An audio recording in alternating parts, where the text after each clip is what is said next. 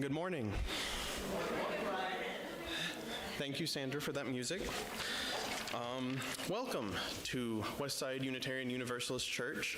My name is Ryan Moyers. My pronouns and his. This is a congregation that is welcoming to anyone, regardless of race, creed, or identity. It is June 1st. Happy Pride. Happy Pride! Let's see, today we will be having our potluck after the service, so please stick around for that. Let's see, other announcements. Today will also be our children's youth religious exploration. Carol will tell us when it is, time to go with it if you wish. And on June 28th, we will have the Death Cafe discussion. Other announcements are up there on the screen or in your order of service. And what else? That's it? Yeah. Reverend Carol will now invite the bowl to sound. Good morning, everyone. Good morning. It's awesome to see you all this morning. Welcome. I am Reverend Carol Bedeau, privileged to serve here as minister. My pronouns are she, her, and hers. And I just want to say it's lovely to see you all this morning. Lovely to see those of you who are with us virtually. Glad you could be here. Today we are going to be talking about Appalachia and what it means to think of ourselves as being part of Appalachia. So as I invite the bowl to sound, I want to invite you to think of an image. When you think of Appalachia, what picture comes into your mind? Just hold that image for a minute while the bowl sings to us.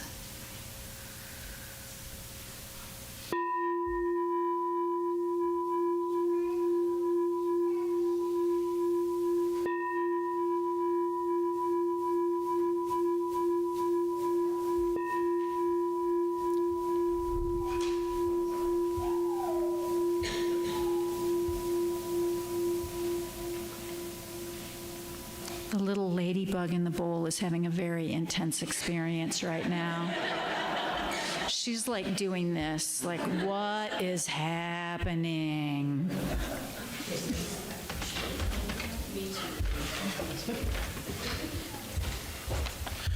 All right, Reverend Carol will now light the chalice, and today's reading comes from Barbara Kingsolver's Animal Vegetable Miracle. Many of us who aren't farmers or gardeners still have some element of farm nostalgia in our family past, real or imagined, a secret longing for some connection to a life where a rooster crows in the yard. This is a book, and the quote comes from the book, where she is talking about her experience of living on her husband's farm in the mountains of Virginia, Appalachian region, for a year, trying to figure out how to be self-sustaining in today's world. Very much of a return to Appalachia story. Again, your roots, real or imagined. And we light our community candles for joys and concern. Today, with the beginning of Pride Month, we do light a candle of concern for, in the current world as it is, many people in the LGBTQIA+ community are scared of the future for themselves and the people they care about. However, a joy is a counter to that, for in this region, in the Appalachian region, the communities here are always tight-knit, and they make sure to look after each other. A recent example would be Hurricane Helene. Many of the communities that were affected by this, the communities banded together to ensure that everyone could get access to the care they need, the specialized care that they need, or supplies that they were a little worried about being able to acquire otherwise. Awesome. All right.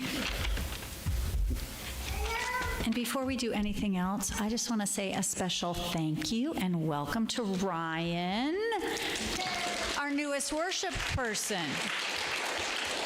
So we're really glad to have Ryan joining us on the worship team and helping out. So we are going to sing a song that is very much associated with Appalachian culture. So the words are going to be up here. Brad's going to put the words up for us. This is, in our hymnal, it's called "'Tis a Gift to be Simple." that's not its original name. It's often called the Shaker Melody or Simple Gifts. So many of you know it. So let's stand up just for fun to sing this one. Let's just stand up for this one. And Sandra's going to play us a little intro, and then we're just going to sing through it. Play it all the way through. Sure. She'll play it all the way through once just so we can listen to it because it's cool.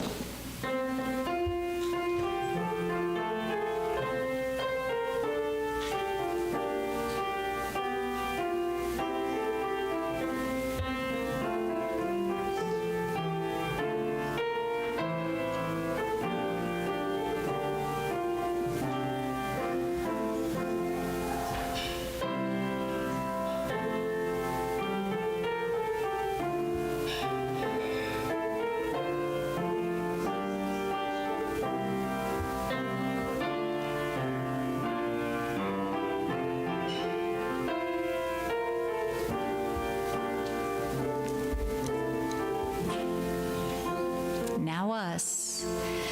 'Tis a gift to be simple, 'tis a gift to be free, 'tis a gift to come down where we ought to be. And when we find ourselves in the place just right, 'twill be in the valley of love and delight.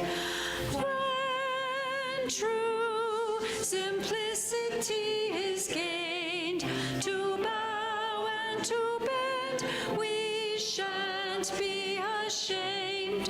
To turn will be our delight, till by turning we come round right. Wonderful. Thank you all. And I notice most of you knew that one. So that song, which we all probably know pretty well, and which is widely associated with Appalachia, is an interesting song, and how we came to know it is an interesting piece of history tied to the creation of the narrative that is Appalachia. So that song was written in 1848 by Shaker elder Joseph Brackett. So are you familiar with the Shakers? The Shakers are, so the deal is they're cousins of the Quakers, right? But interestingly enough, here's a little backstory. Have you ever noticed that the Quakers don't quake? They're very still, but actually they originally did quake. Originally, the Quaker movement was a high movement. And then they developed this pattern of sitting very still and quiet. But some people kept the shaking and the quaking, and that was the Shakers.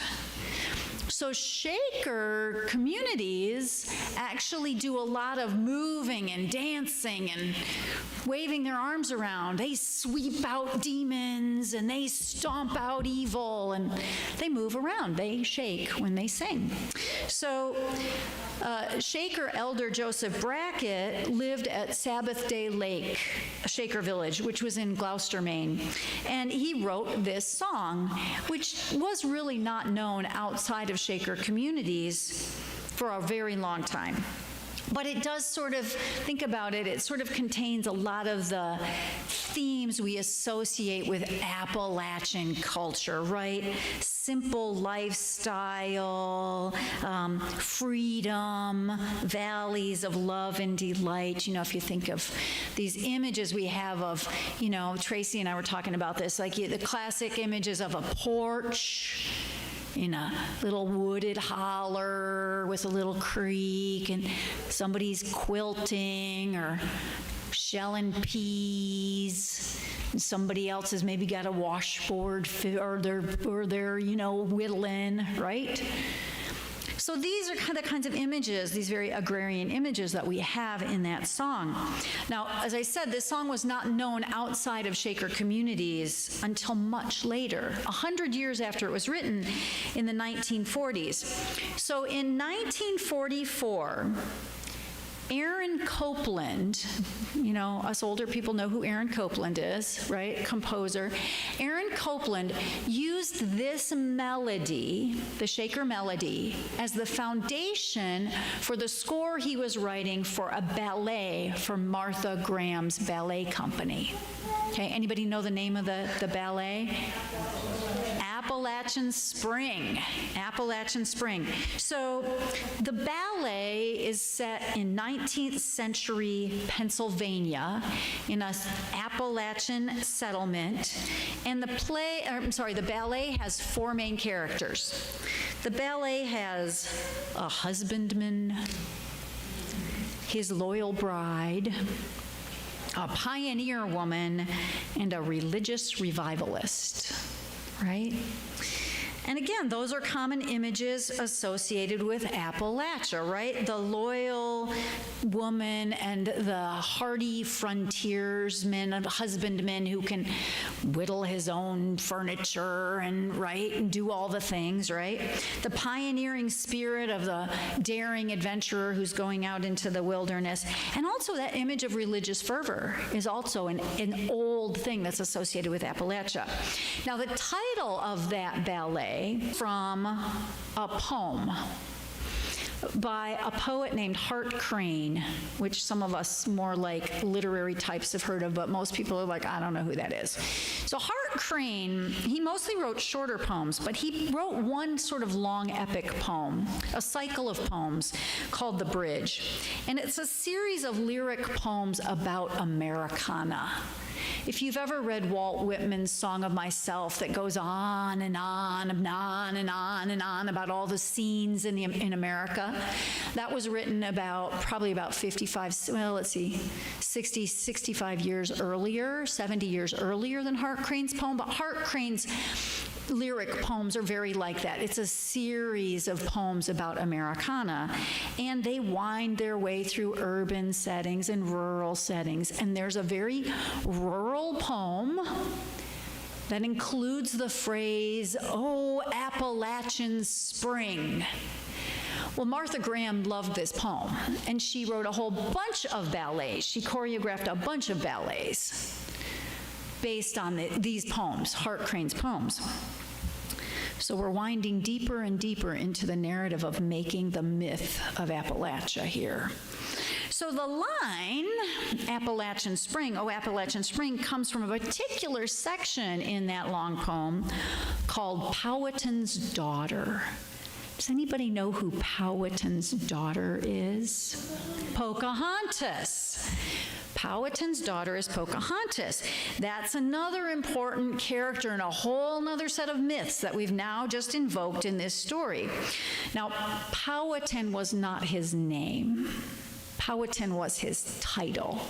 He was the Powhatan of the tribe, the Seneca, and they were based in the Tidewater region of what is now Virginia, right? So writing this poem about this American mythos, we got, of course, you got John Smith and you get the Pilgrims in there too, right? Because once you say Pocahontas, you got the Pilgrims invoked, and you got all this mythology, right? So I tell that story about the song to say, see how many layers of narrative get included in our stories about our identity and culture. Aaron Copland won a Pulitzer Prize in music for the score of Appalachian Spring, and both he and Martha Graham, by doing that, by creating that ballet, become active participants in creating a narrative that at the time was being created about the region we think of as Appalachia.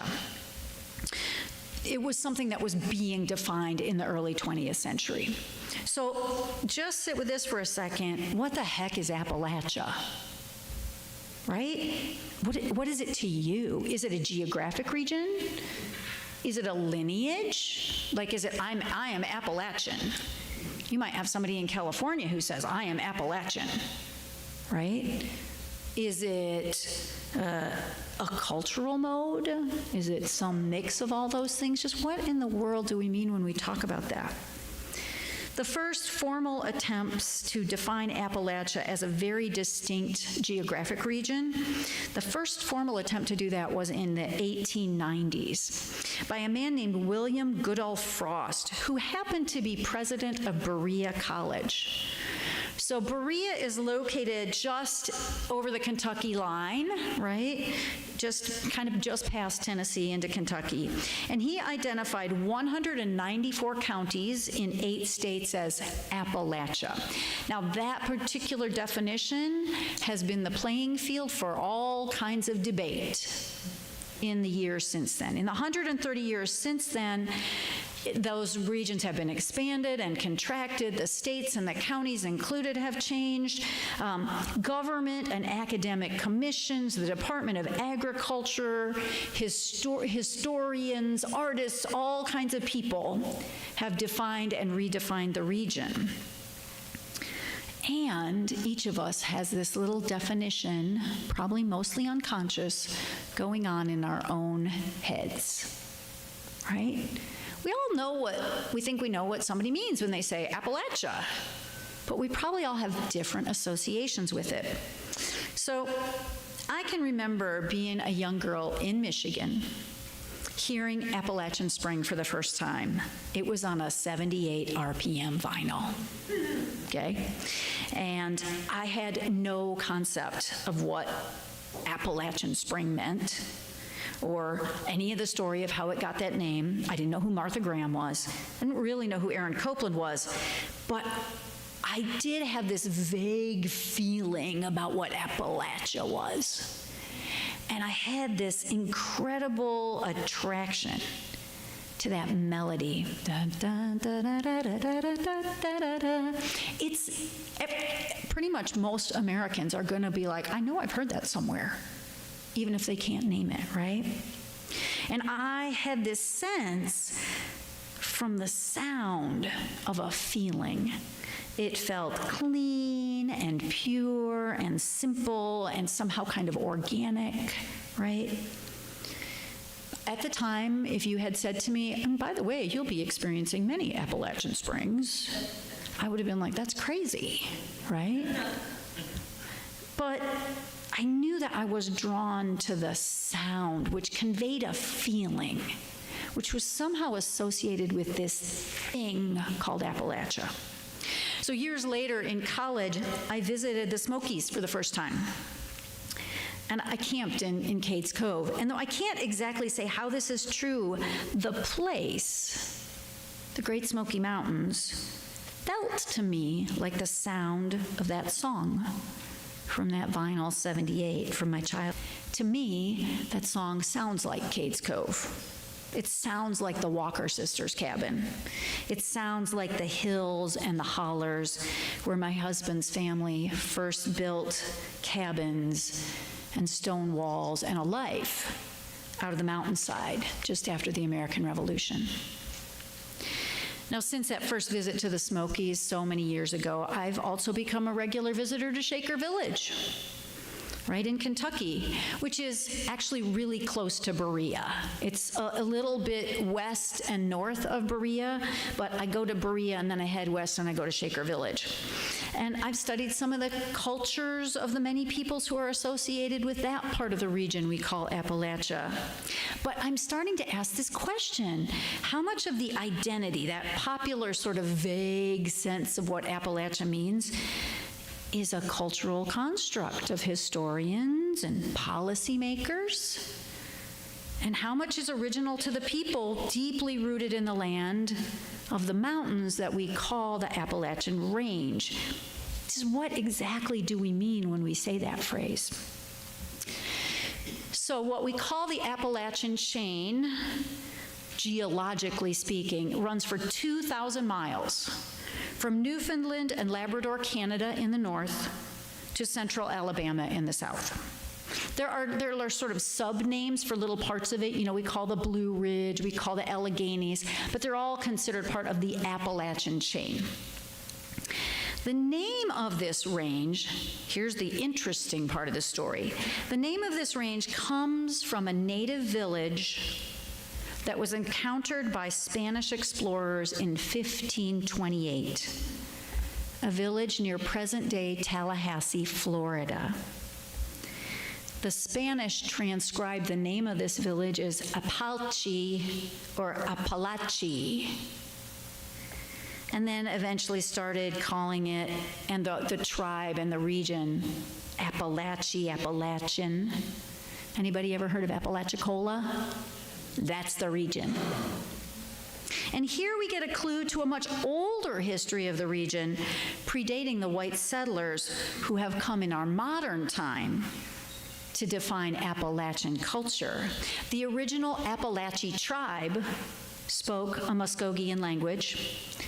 They are often by historians and anthropologists and ethnologists called extinct. The 300 people who are the Louisiana Appalachi tribe do not consider themselves extinct.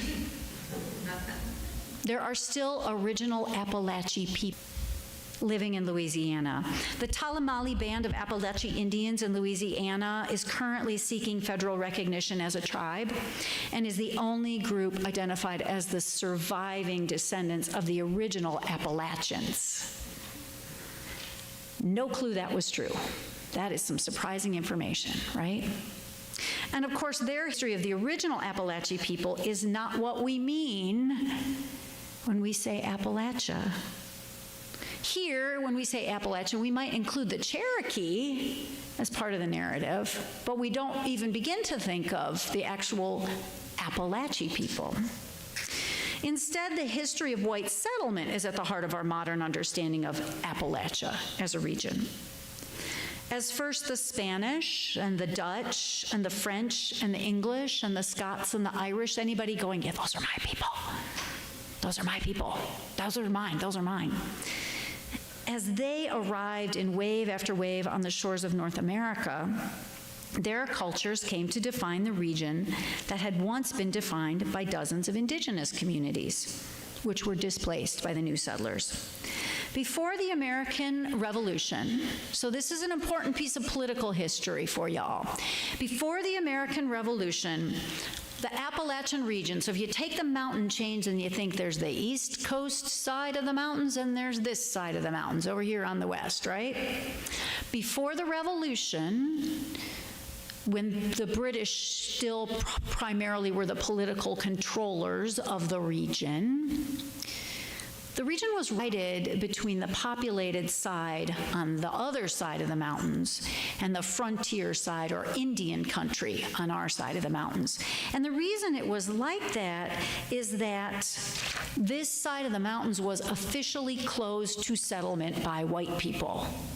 The British promised the tribes on this side of the mountains that they wouldn't let settlers come over here.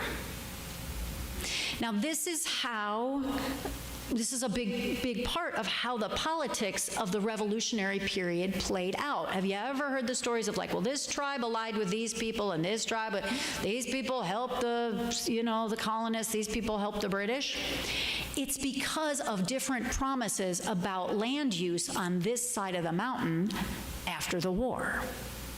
So the British said, if we win the war and you help us win the war, we'll make sure your side is protected for you. And then when they lost, that didn't happen. So after the Revolution, a lot of our settlements that we think of as early Appalachian settlements are a product of the American Revolutionary War. So after the Revolution, the U.S. government, the new U.S. government, opened settlement over the hill in what are considered the overhill areas, okay? So colonists started coming across. This land was opened to settlement around 1800, and by 1815, 1820, people were starting to come in. So, for example, my husband's 5 times great-grandfather, Henry Bohannon, fought in the American Revolution. And after the war, he was given a land allotment. He and his family originally settled near Sevierville, and then after a few years, found a good patch up in Greenbrier and built a mile-long stone wall that you can still walk along, because as one historian put it, Henry Bohannon built a good wall. So it's still there, right? It's still there. And along with his family came hundreds of other families across the mountain, over the hills, into the region to make settlements. Cades Cove, which was so appealing to me as a young college student coming into the area, was settled in the 1820s. Right? So by those very people. And I think that's interesting because I think sometimes in our minds we think it's older than that. But it wasn't settled until after the Revolution, until after the area was open to settlement. Now, of course, other people like Daniel Boone. How many of us were fans of Daniel Boone as small children, right? Daniel Boone with the coonskin cap. Even growing up in the North, I knew all about Daniel Boone, because the mythic ethos of Daniel Boone is so big and rooted in our culture. So people like Daniel Boone had already been braving Indian country and the frontier by that time. They had been making forays and starting settlements and building forts over the line, which of course the British didn't like, right? But they were determined frontier settlers. So Fort Boonesborough, anybody ever visited Fort Boonesborough? Okay, it's a short drive away. You all should go visit it for, your Appalachian history. Fort Boonesborough is up the road from Berea College. Okay? And it was settled in 1775, so right before the Revolution. Now, of course, it had to be defended from attacks by native people who were under the impression that settlers weren't allowed there. And it was a place that would have inspired this William Goodall Frost years later when he wrote his definition of Appalachia, right? It is those sorts of settlements on both sides of the mountains that really have come to define what we think of as Appalachia. At first, they were rough and tumble frontier forts under constant assault by First Nations peoples defending their land, by the vicissitudes of nature and weather and the difficulties of frontier life. So let's think about Martha Graham again. Martha Graham's ballet, The Pioneer Woman, right? There we have the pioneer. In the 18th and 19th centuries, these settlements were sites of religious revivals. So as people came across the mountains, one of the things that we don't think about much is on the East Coast, especially in the Virginia, because originally this was Virginia, right? Tennessee didn't become Tennessee at first. At first, this was just part of Virginia. We just lived in Western Virginia. Eastern Virginia was Anglican, which to rename the nation Appalachia. They wanted the whole country not to be called the United States, but to be called Appalachia. That's how important this concept of this regional identity was for the nation. Now, each smaller region within this 2,000-mile range is, of course, unique. So, for example, Washington Irving writes a lot about the Dutch influence in New York. So up north in New York, in that area, the Dutch were the earliest and dominant cultural settlers. Which is very different than down here. Anybody want to name what the dominant cultural influence is down here? Scots-Irish. The Scots-Irish, that's correct. So our own region, and originally inhabited by Cherokee, Choctaw, Shawnee, Creek, and Muskogee peoples, was then settled predominantly by the Scots-Irish, right?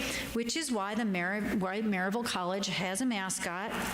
And they debated this for a while, right? The Fighting Scots, right? You can find a whole bunch of excellent, this is one of the best regions in the country to go to Highland Games. Has anybody ever been to a Highland Games? This is one of the best parts of the country to go to Highland Games because it was settled by the Scots-Irish. Now, over time, connection to these settler cultures has been honored and studied and respected and romanticized and idealized by subsequent generations. And it has also been rejected and resisted by some of its descendants who have sought to leave Appalachia for more modern or cosmopolitan cultures. In a few weeks, when I do another sermon about this topic, I'm going to be talking about J.D. Vance, who talks quite a bit about the exodus out of Appalachian communities, right? It's very interesting because this is very much still part of our cultural ethos. So I'm going to return to my original question to you all. What does Appalachia mean to you? Do you associate it with backwoods ignorance? I can remember on the first trip I made to Cades Cove, I was a young college student at the time, and my boyfriend at the time and I we camped in Cades Cove, and then we drove back north purposefully through the hollers to make fun of them, to make fun of the cars in the yards and the names of the hollers, Hogwaller, right? They're the names, people's chickens running around their yards. I grew up in a culture that said those people who live down there, they're ignorant, they're lazy, they're slovenly, right? I grew up with that image. Years later, I came to understand, some of you have heard me tell this story, I now live in one of those hollers, by the way. So it's like a full circle thing, right? When we first moved to the farm, Tracy was saving all the things. And I was like, it's messy. We shouldn't do this. He was like, it's all useful.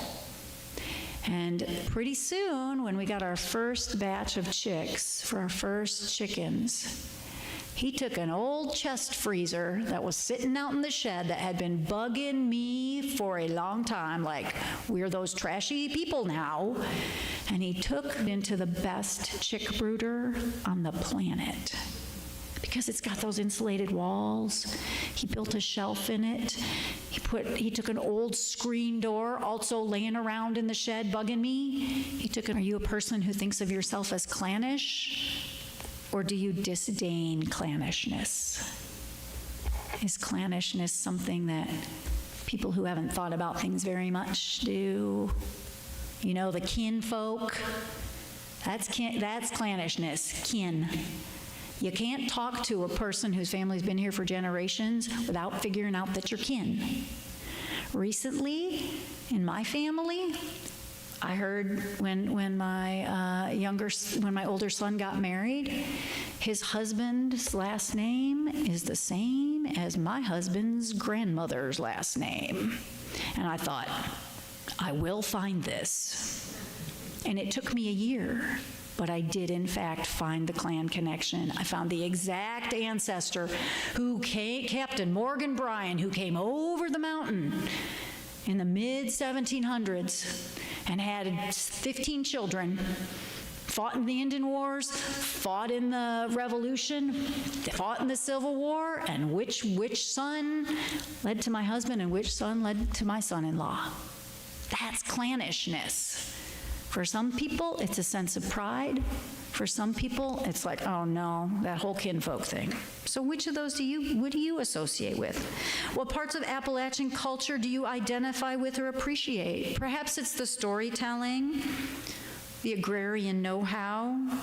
Maybe it's the arts, basket making, quilting, weaving. And what parts do you see as negative? Perhaps that evangelism, that revival spirit.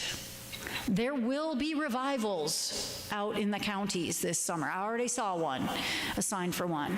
There are still revivals. Matter of fact, I've heard a story that this church had a tent revival some years ago. Does anybody remember it? Tent revival at Westside. Before my time, but I would like to revive that. I think it'd be fun, right? Maybe it's just the simplicity or that agrarian ideal of the Shaker melody. Now, in Ryan's chalice lighting, we heard the voice of writer Barbara Kingsolver. Her family left urban Tucson, Arizona. This was about, I'm going to say about 15 years ago, maybe 10, 15 years ago. Her family left Tucson, Arizona to live on her husband's family land up in the mountains of Virginia, really kind of just over the line into Virginia. So they are outside of Floyd, Virginia, to do an experiment in returning to that way of life, that Appalachian agrarian ideal. They settled up there with the intention of spending a year living completely from the land, which they did, and they got really sick of zucchini by the end of it. Like, really sick of zucchini. She talks about it in the book. But they actually loved it so much that not only did they stay, they actually started a restaurant called the Harvest Table. Relationships have developed over the common desire to support local and celebrate our Appalachian heritage. Right? And I know that some people in West Side actually took a field trip. So our book group read Animal Vegetable Miracle a few years ago, the book, and some people made a field trip up to the restaurant to check it out after they read the book, to have a meal. So the appeal of that particular ethos remains strong, and yet it is a complex history. So in a few weeks, we're going to have 2 more services on this topic, because we tend to just sort of take it for granted, but yet in a culture where we are struggling with cultural identity, we folks are in the middle of the hotbed of what it means to be an American, right? We are sitting in the middle of it. And we can benefit from being conscious about the threads and the tapestry that create this idea of America. And we live in a place where the idea of America, for people who are maybe very different from me, I came from the North. I thought I knew what America was, and I made fun of some things here. But I found some deep values that I didn't know were worth exploring. We are in the center of the hotbed of a country trying to understand its identity. So understanding our relationship to the identity of place can be a very worthwhile, not just intellectual exercise. It's a meaningful exercise. So in a few weeks, Yetta Jagger and the choir and our musicians, Jan Coe and Pat Luna, they're going to share a service about the music of the region. They're going to be doing some traditional music and talking about the music of the region. And then a few weeks later in the summer, I'm going to follow up with talking a little bit about modern situations in our area and in the broader conversation about what this means politically in our modern culture. As I said, J.D. Vance will figure in this service. Right? Because his rise to prominence 10 years ago or so was writing a book about the exodus of young people out of Appalachia and why they needed to come back to Appalachia. So I want to invite you in the coming weeks to just think about what this identity means to you.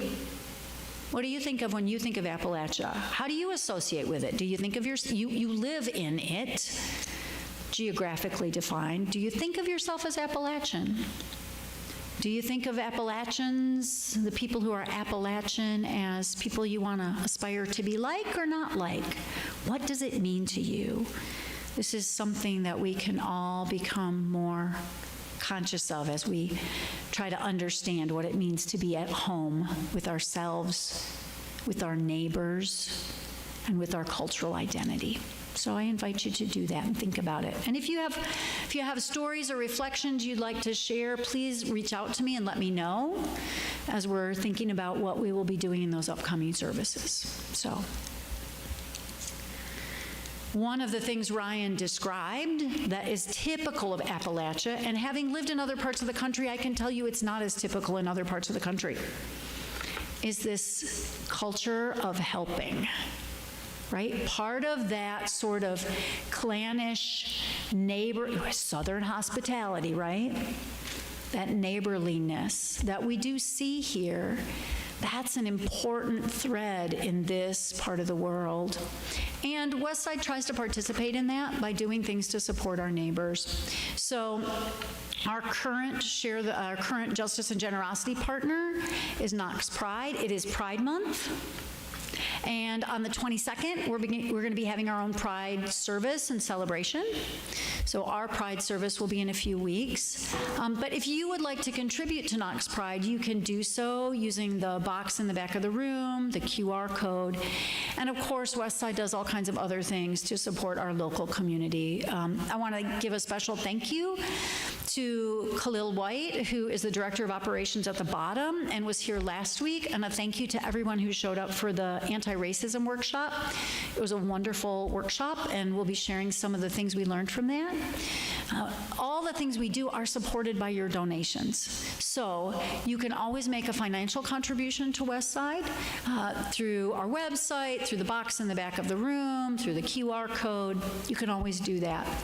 And we are, I'll just remind you, putting together a new team of people to work closely on our justice and generosity projects. So if you have not already told me that you want to participate in that and you are interested, just let me know. We're going to have our first meeting soon. So thank you all for all the things you do to help at Westside. So I'm going to invite you to do a very Appalachian